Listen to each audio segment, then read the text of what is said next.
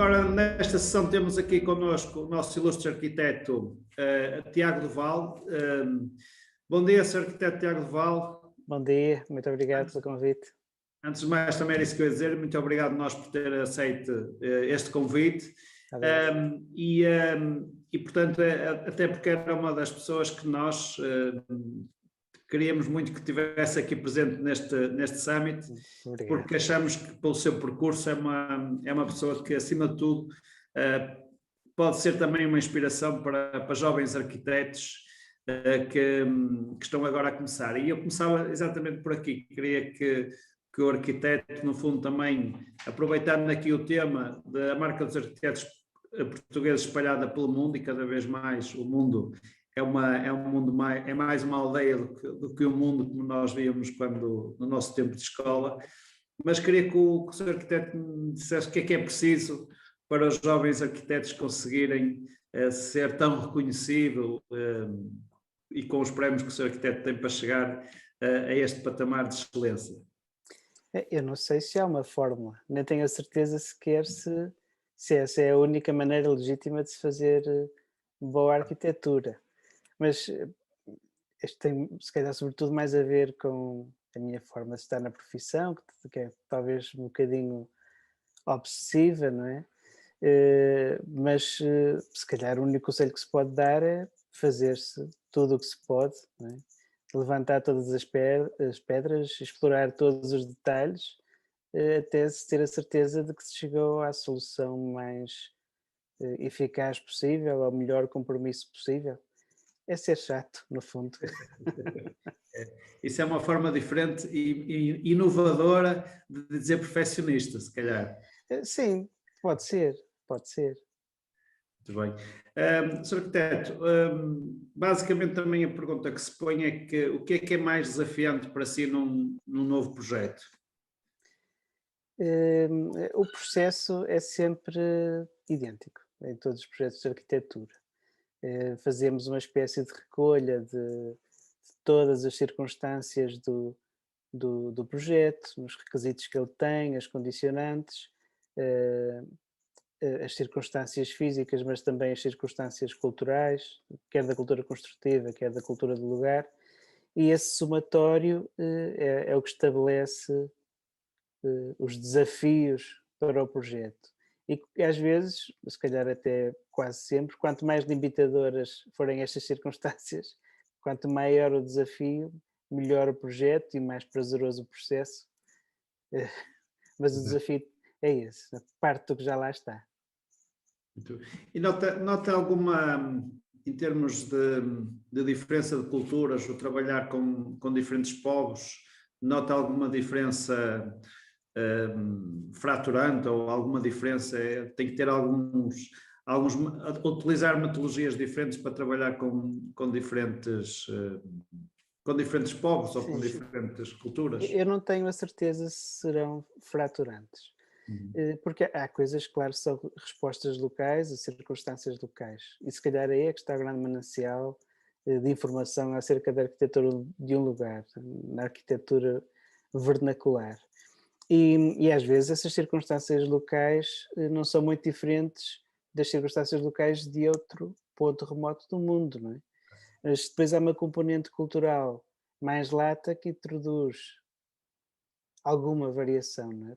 Por exemplo, a própria forma de viver, não é? A própria forma de ocupar os espaços, as funções que uma habitação tem de cumprir, variam mais de acordo com essa cultura vivida do que com especificamente a cultura construída. Portanto, acho que não é uma questão de ruptura, porque até há muitos paralelos.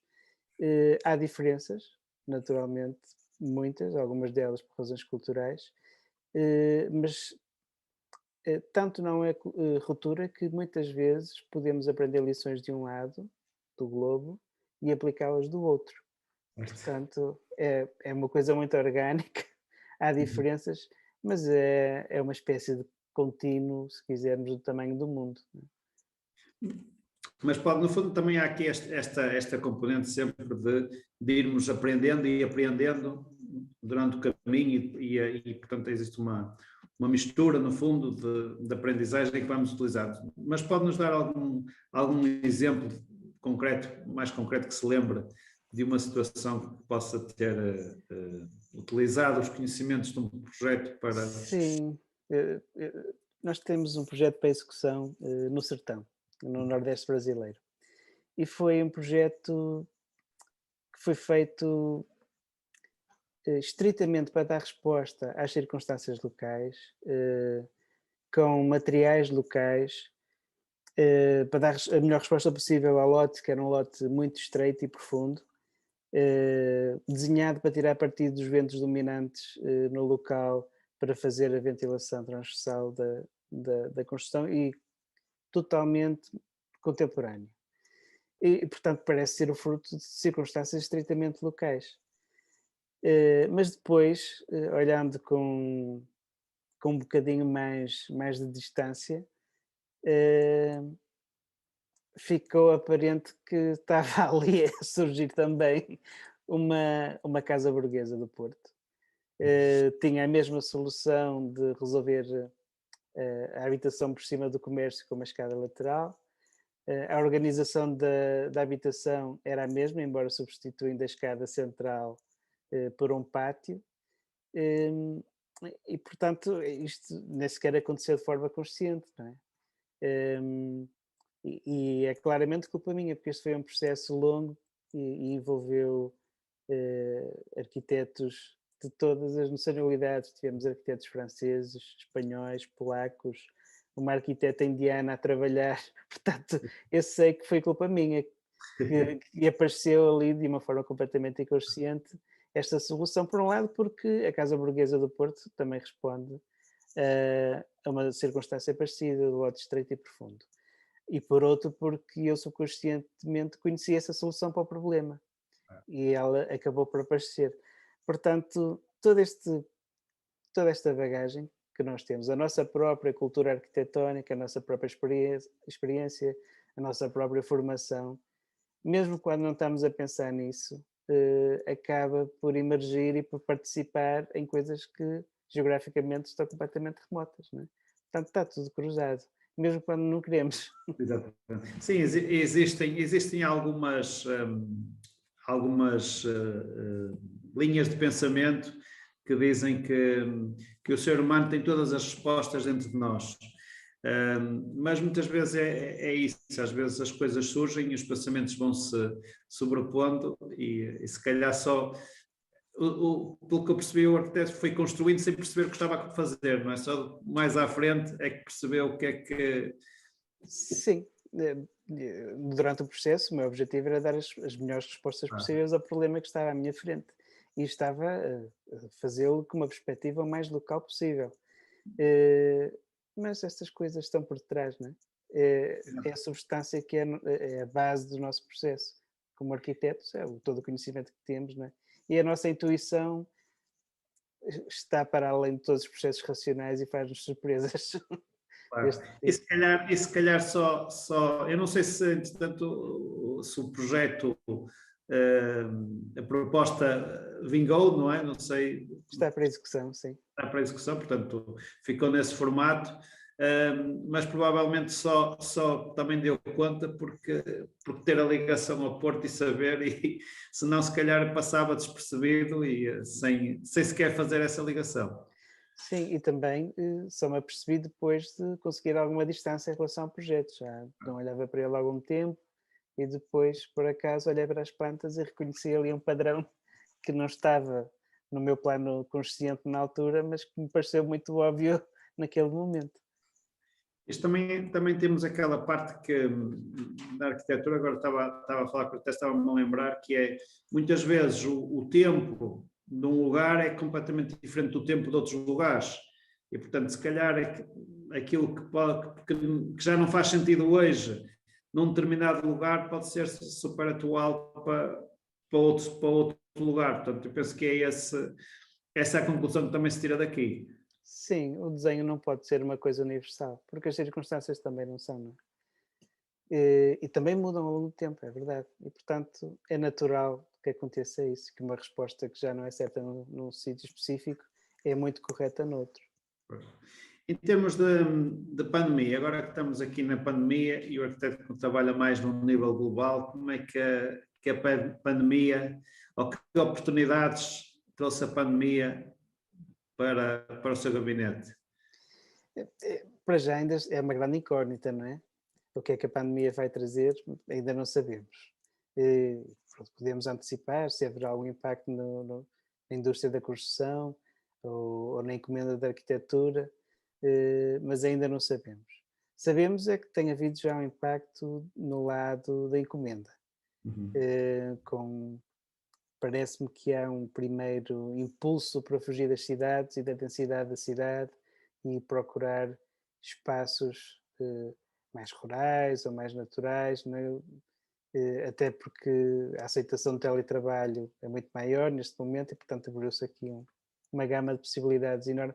Mas as cidades são muito sedutoras, não é? É onde acontece tudo, é onde as pessoas se cruzam, é onde estão os estímulos todos, portanto, tenho a certeza que a cidade vai sobreviver ao pós-pandemia, mas talvez com preocupações um bocadinho diferentes, se calhar da criação de espaços verdes e de lazer onde possa haver esse desafogo, esse equilíbrio em relação à densidade da construção, se calhar espaços mais pequenos, mais fragmentados pela cidade, em vez dos grandes parques que tradicionalmente se fazem. E mesmo a própria forma de habitar na cidade talvez mude um bocadinho, com um ênfase mais forte em espaços mais flexíveis que possam ser adaptados ao trabalho a partir de casa ocasionalmente, de forma eficaz, que é uma coisa que se calhar poucos apartamentos hoje oferecem. Se calhar também um reforço da importância dos espaços exteriores individuais e que possam ser utilizados, mesmo, sejam pequenos pátios, sejam varandas. Acho que vai haver alguma transformação. Mas do ponto de vista... Em termos de encomenda, já tem sentido Sim, esse impacto, menos essa... sim, sinto este primeiro impulso, não é? Sim. Mas também sei que nós esquecemos rapidamente e as coisas voltarão a convergir ao longo do tempo, ao de sempre, não é? E então, em termos também no fundo, quando se trabalha a nível internacional, como o arquiteto já está habituado, também já utilizavam muito destas ferramentas em termos de equipas multidisciplinar e multilocalizadas, não é? Portanto, aí não terá sentido tanta dificuldade? Pelo contrário, senti muito. O nosso processo é extremamente analógico e estamos sempre em diálogo em tempo real e com um lápis na mão. Portanto, não é um modelo que funcione bem à distância, porque o nosso trabalho não é muito compartimentado, nenhum de nós é altamente especializado só numa coisa, todos nós participamos em tudo, porque isso também nos permite explorar um leque de possibilidades para cada projeto muito maior, incorporando as sensibilidades de toda a gente e provavelmente chegar a melhores soluções. Não é? E, portanto, quando nos separam uns dos outros, sentimos isso muito, não é indiferente para nós. Apesar de tudo, somos, como disse, extremamente analógicos. Sim, eu tenho um convidado anterior que falou que sentia que o estar com o lápis na mão, com uma folha de papel e com a equipa à volta da folha de papel, ou com um quadro branco e fazer os esquícios faz muita diferença e que o que ele sentia mais é que o digital não consegue transpor essa barreira, no fundo. Sim, é verdade, porque faz parte do processo de pensamento, não é? Nós não desenhamos para mostrar uma solução final, mas para explorar.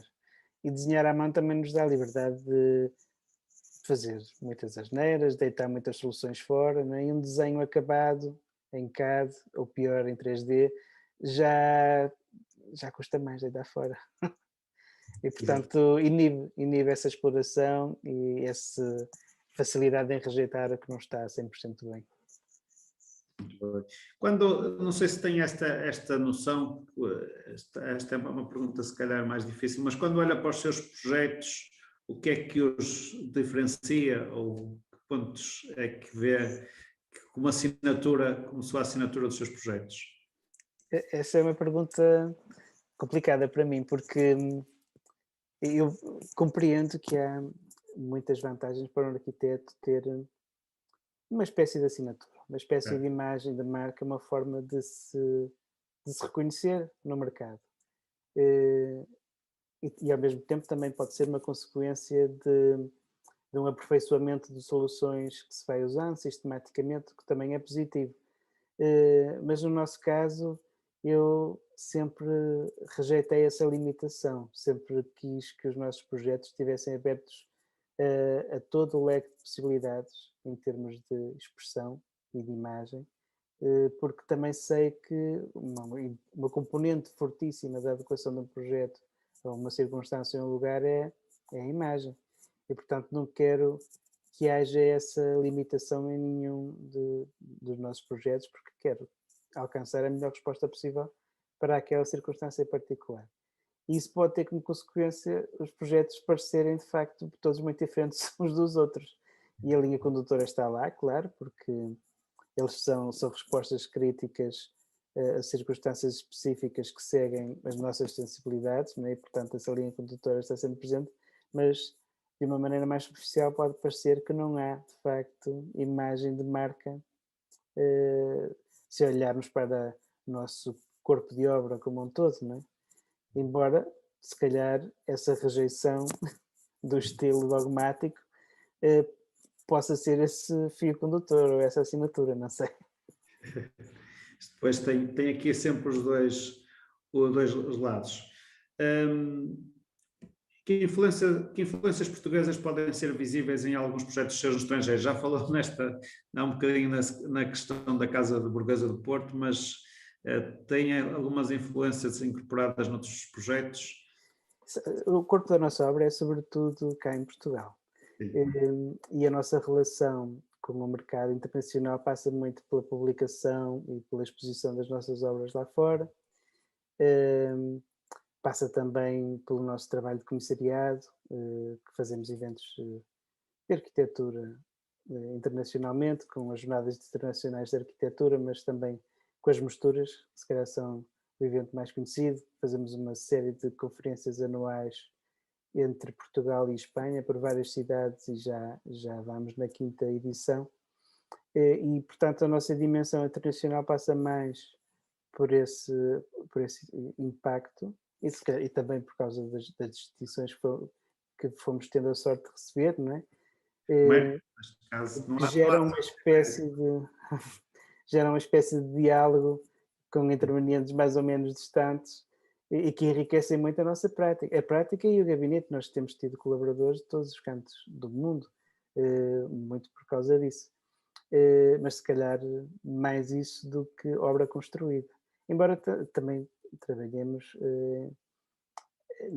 em áreas mais latas do desenho, das artes gráficas, do design industrial.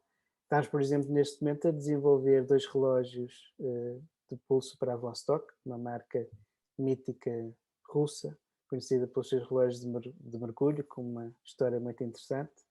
E tem sido uma experiência fantástica, cheia de surpresas e de descoberta. Mas, portanto, o que acaba mais por acontecer é absorvermos nós eh, esta influência do contacto que temos com o resto do mundo na nossa obra em Portugal, do que o inverso, se calhar. E como é que, como falou agora, acaba por ter uma equipa, falou já, com vários elementos de vários países, essas diferentes culturas, o que é que trazem de mais-valia para um gabinete de arquitetura? É extremamente enriquecedor, porque vêm com sensibilidades culturais diferentes, vêm também com uma escola diferente, que pode valorizar outras coisas que nós não. Eu lembro-me, por exemplo, de termos uma arquiteta vietnamita connosco, que tinha uma sensibilidade enorme para todas as experiências sensoriais para além dos olhos. Portanto, e ela é muito preocupada com texturas, com os sons das coisas, e isso é muito refrescante, porque nós somos muito focados no visual, na arquitetura, não é? Não, isso por acaso, mas é de facto, é importante, tudo é importante, e no outro dia tínhamos aqui alguém também a dizer que o facto, por exemplo, no nosso caso, as amostras estarem nos gabinetes, o toque, e o toque tem a ver com essa parte sensitiva, é muitas vezes fundamental, embora muitas vezes não se dê o valor ao toque que a nossa consciência dá, ou seja, não é consciência, mas o subconsciente. Sim. E, portanto, é um bocadinho por aí, de facto. Há uma enorme sobreposição entre a arquitetura e a psicologia ambiental. E esse género de estímulos, de uma forma muito inconsciente, alteram muito o nosso estado de espírito, a maneira como nos sentimos. Reagimos de uma maneira muito inata e subconsciente a essa espécie de pistas, como as texturas e o que sentimos ao toque, etc. É fundamental. E eu não sei dizer qual é a obra, mas posso dar aqui um testemunho, que é algo que eu não sei descrever, mas já que fala nesse tema, mas que me aconteceu, que foi, é uma obra, por acaso, de um designer muito conhecido, internacionalmente, e eu fui acompanhando a obra ao longo do processo, e era uma obra, pronto, normal, no Monte Alentejano. E o que é facto é que quando entrei, depois da obra estar concluída, senti uma sensação que não sei descrever, de paz de alma, de tranquilidade, mas que se notava, portanto não foi uma coisa que depois pensei, é uma coisa que é como se fosse um choque, entra-se ali e o estado de espírito muda, e é uma coisa que eu não sei, ainda hoje não sei descrever muito bem o que é que me aconteceu, mas sabe, em termos arquitetónicos, sabe explicar como é que se pode trabalhar esse lado? Eu acho que o arquiteto deve ter o domínio sobre essas sensações. É claro que todos nós reagimos de forma subconsciente a certas texturas, a certas formas, a certas cores, não é? Há formas que nos estimulam, outras que nos acalmam, outras que nos fazem sentir inseguros, não é? Mas não temos, a maior parte de nós, um domínio muito consciente de quais são esses estímulos e porque é que estamos a reagir assim. Mas o arquiteto deve conhecê-los, não é? Não é uma área particularmente explorada da arquitetura, mas muitos de nós têm uma certa intuição para essas coisas, outros estudam de facto na psicologia ambiental para tentar identificar de forma mais específica quais são os estímulos, mas eu acho que os arquitetos não devem ser passivos a esse respeito como uma pessoa qualquer que habita a sua arquitetura, devem trabalhar esses estímulos de forma consciente, conhecendo-os, não é? Sim, mas realmente é desafiante isso, e qualquer projeto serve para servir o ser humano, não é? E qualquer projeto serve para que o ser humano se sinta ali à vontade e em sua casa, não é? E portanto, de facto, isso de facto é desafiante, e perceber as questões da luz e essas coisas. Atualmente, uma pergunta que eu deixava, quais são os maiores desafios nos projetos que está a desenvolver em Portugal? Eu acho que não são especificamente por serem em Portugal. Há projetos que são mais exigentes do que outros. Estou a lembrar-me, nós estamos a fazer um edifício de apartamentos, por exemplo, que está a ser um desafio muito interessante porque há condicionantes geométricas muito difíceis de resolver e, portanto, obriga-nos a explorar tipologias muito pouco convencionais, o que é um desafio fantástico. Ou, por exemplo, um palacete que estamos a recuperar em Viana do Castelo, que tem espaços notáveis, altamente qualificados, misturados com outros completamente destruídos e desqualificados, e temos de tentar resolver esse nó, resolvendo ao mesmo tempo também a introdução de infraestruturas contemporâneas que não existiam. Portanto, é um puzzle complicado de montar também, mas eu não creio que seja específico por ser em Portugal. Acho que é a circunstância de cada projeto. Portanto, cada projeto, no fundo, independentemente do país e da localização, tem os seus... Tem as suas regras. E provavelmente muitos deles que podem parecer à partida os mais desafiantes, serão os mais simples e o contrário também. Isso acontece, né? Às vezes fazemos uma primeira abordagem ao problema e a solução parece vir simples e depois as consequências dessa solução são altamente complexas, e outras em que parece que vai ser o fim do mundo para encontrar uma solução e depois ela surge de forma natural e resolve-se. Bem, é imprevisível, nunca se sabe, só no processo. Também há quem diga que, às vezes, quando nós achamos que o desafio é grande, preparamos melhor e trabalhamos mais para ser desafio. Quando achamos que o desafio é menos exigente, relaxamos mais e às vezes é por aí que também se pode acontecer, de facto. Mas às vezes também o que eu sinto com mais frequência é que quanto mais exigente é o desafio, mais balizados estamos e o mais claro é o caminho. Quando tudo é possível, ficamos mais perdidos. Também concordo perfeitamente. Faz-me lembrar um livro que eu não sei dizer o nome do autor, mas que é A Única Coisa, e que em inglês é The One, que é focarmos sempre só numa coisa de cada vez, e às vezes é difícil conseguirmos ter um único foco e pronto, e ficamos assoberbados com tanta informação, com tanta possibilidade, que depois ficamos ali num estado parado, não é? Pronto, basicamente é isso. Arquiteto Tiago Val, foi um prazer estar aqui a falar consigo. Já passámos largamente o tempo estimado, mas mais uma vez quero agradecer a participação neste Summit e desejo-lhe maiores felicidades e muito sucesso. Continua a ter muito sucesso. Para vocês também.